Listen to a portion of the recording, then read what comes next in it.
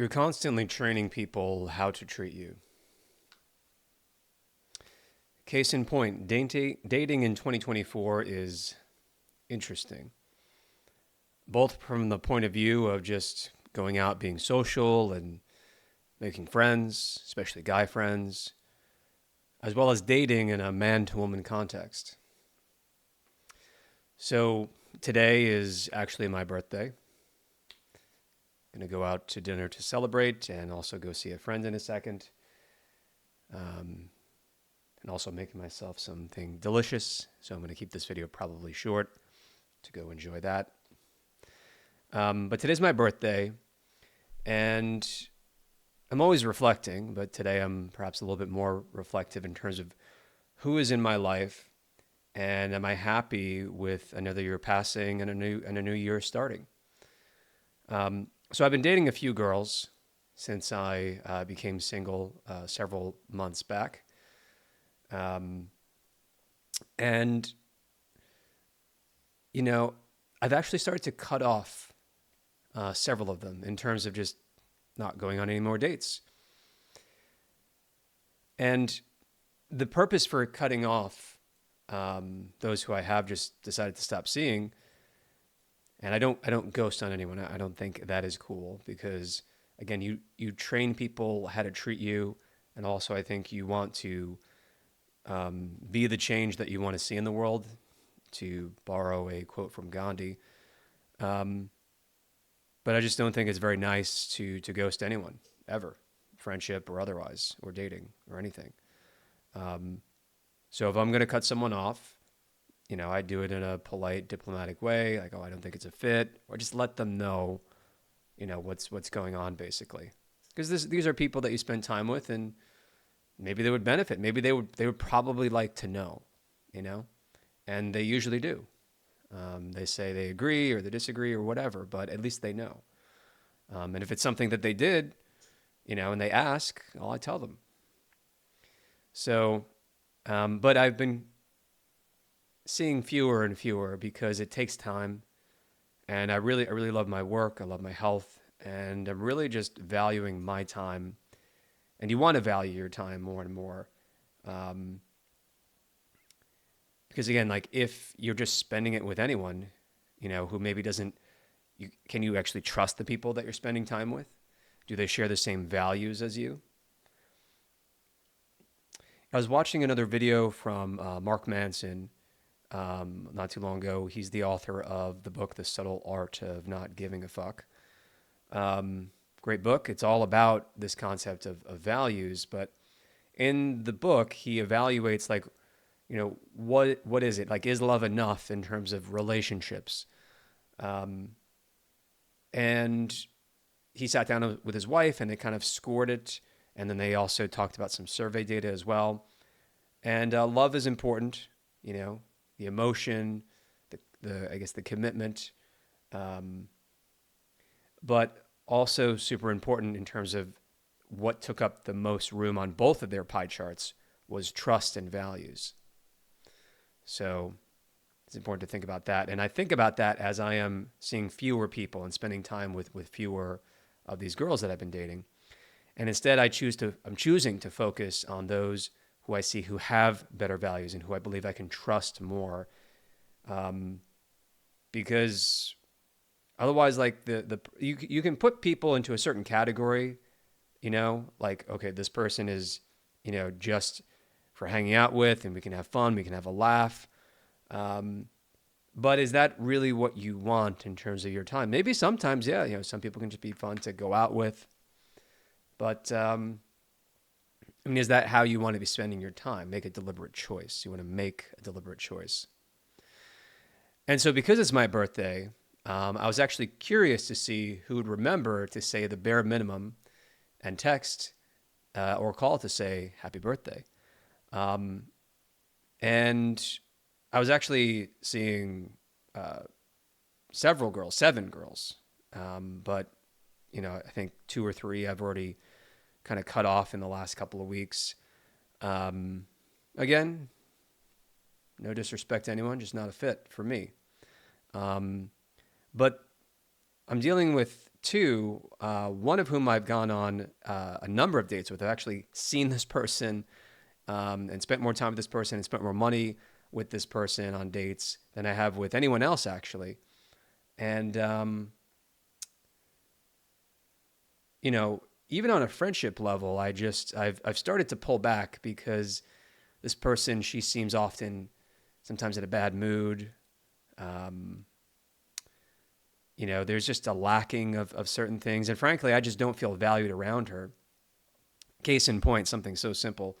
Um, this person hosts tennis, like a tennis event locally, and that's how we met.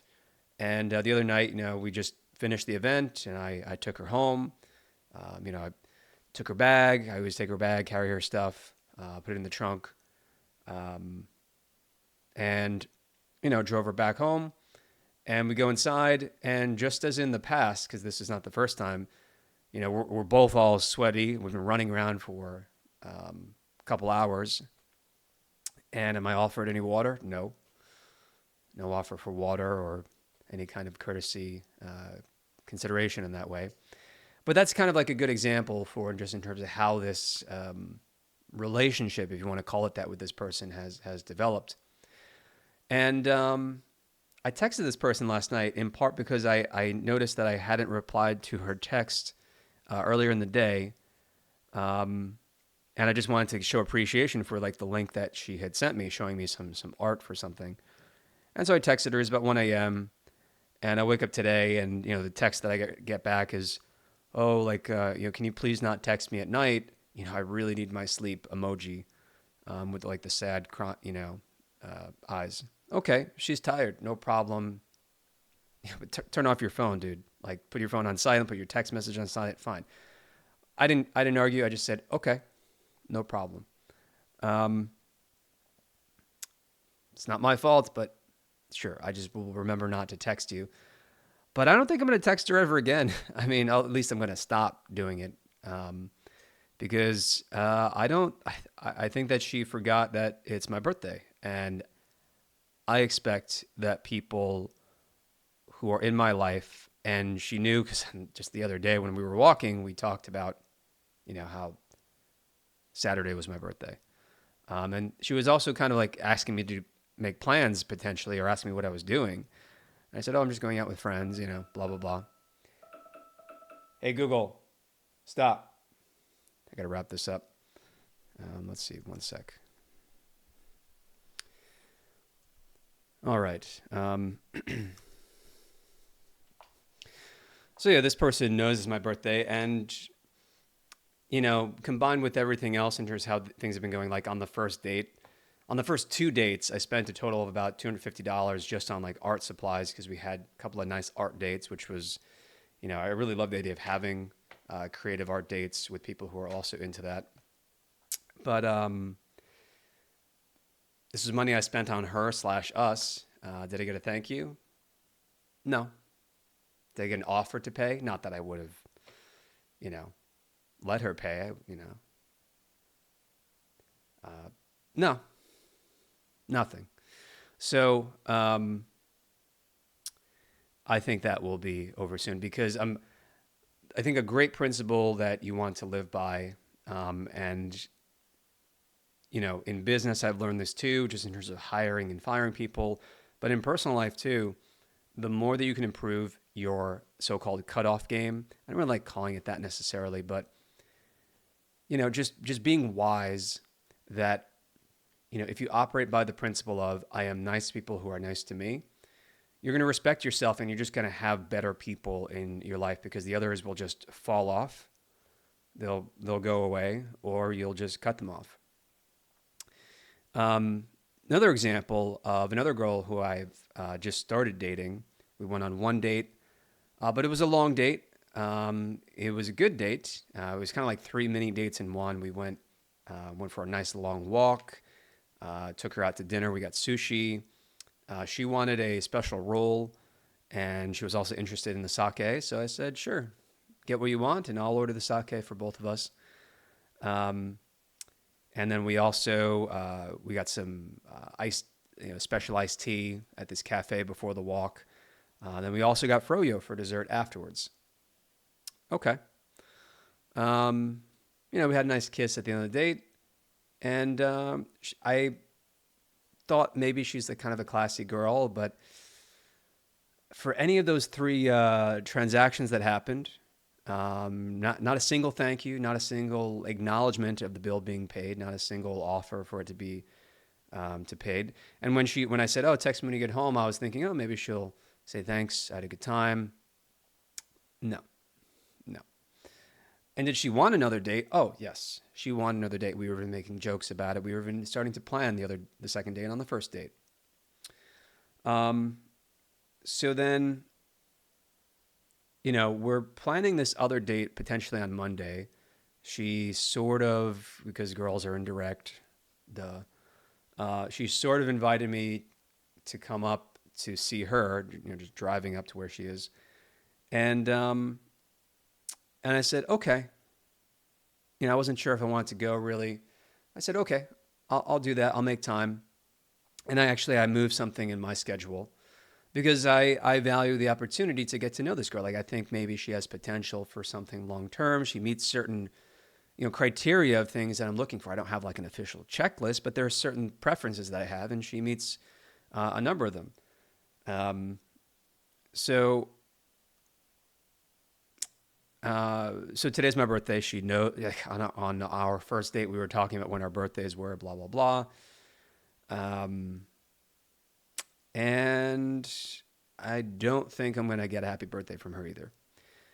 From the other perspective, if I'm dating someone, I know that at least for me, in terms of what I value, like if I am interested in someone, I'm at least going to text them happy birthday, just to make them feel special because, why was I glad to pay for things on the first date? It's like, okay, it's an investment in the potential for us, not because I think this person is like so amazing. We're still getting to know each other. But, that's why I think it's a very reasonable, basic expectation. And so if I don't hear from this person, just like the other person, I think it's really useful when you reframe things in your life when it's useful. So I'm reframing this as these are potentially two gifts to me in terms of seeing what it is that they value, because obviously they don't value me because they can't remember even just a basic, date, where just it's customary to show some value to a person who's in your life. And you just say, happy birthday, Matt. Um, but because, that's not the case, that'll be that. And what will be the gift to me? That will be the gift of time, more time. Because you know who I'm actually going to dinner with tonight? I'm going to dinner tonight with a girl who has shown that she values me. And unfortunately, there are certain key criteria that I'm looking for where I don't think that romantically it will be good for the long term. And we're both on the same page about that. She's a little older than me. But honestly, I feel very valued by this person, and this person has already invested a bit into me. So I will be glad to spend more of my time with this other person while still leaving the door open to meeting others in the future. So looking forward to that dinner tonight. Um, in conclusion, you train people how to treat you. This is a lesson that I learned early on in business from a good business friend of mine, where you train people how to treat you. If in terms of like what is important to you, what do you value, it's useful too, I think, and I think it's fair if you are at least somewhat explicit in terms of your expectations. I don't know, in terms of like a happy birthday, I don't think that's too crazy. There's also, again, as I've expressed, it's not just this one thing. It's not like, oh, didn't say happy birthday and just met Matt once. It's like, no, there've been other things, as I gave some examples of in the past with these two. But you train people how to treat you, and in your life, you get what you tolerate. And I think it's good that as long as we are giving people a chance and we're also being communicative and fair in terms of our expectations, we're not just like, Like, I had this idea in my mind and you didn't read my mind, so bye-bye. That's not fair. Um, so you want to be fair. You want to be self-reflective about it. I think being patient can help, but there's such a thing as being too patient. Um, so you train people how to treat you, and you get what you tolerate in life. So the question now to you is, are you happy with who is in your life? And what are you thinking you might want to do to improve it? Because you get what you tolerate and you train people how to treat you. It's a common cliche today to say, okay, you want to be grateful, express gratitude. Express gratitude. What are you grateful for? Write down a list. Every day, wake up and write down a list. It's great to feel genuine gratitude. I encourage it if you can nurture it and think about it.